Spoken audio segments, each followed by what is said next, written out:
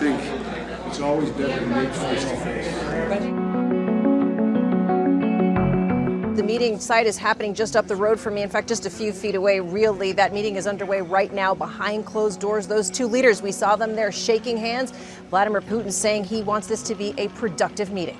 It's all taking place right here in this Swiss villa on the hill. We were brought here today to see this site because the Russian media were allowed to come here and do this first. There's very much a tit-for-tat thing happening right now. The face-to-face is expected to last 4 to 5 hours and will be split into 2 sessions. The first, just President Biden, Putin's Secretary of State Antony Blinken, and his Russian counterpart. Senior aides later joining in. The leaders never expected to be alone, unlike former President Trump, who met with Putin twice with only translators present. The details of those conversations never made public. Both sides here agree U.S.-Russia relations are at an all-time low. The president telling me he's got one goal. And the areas where we don't agree, make it clear what the red lines are. On the agenda today, pressing issues like Putin's election meddling, human rights abuses, and Russian-based cyber attacks that have disrupted critical American supply chains, and the fate of those 2 former Marines held captive by the Kremlin. One of them, Trevor Reed, pleading with President Biden to press Putin for his release. Reed's family releasing a new audio message overnight that he recorded in prison. I spent my whole life in the service of my country, and I would appreciate it if my country would help to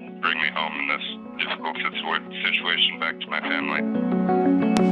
New York State celebrating a COVID milestone. Fireworks lighting up the night sky in cities across the state. And 13 landmarks from Niagara Falls to the Empire State Building shining in blue and gold, the state's colors. Earlier Tuesday, Governor Cuomo announced 70% of adults in the state have now received at least their first dose of the vaccine. The governor declaring New Yorkers can, quote, return to life as we know it. What New York has done is extraordinary. We went literally from worst to first.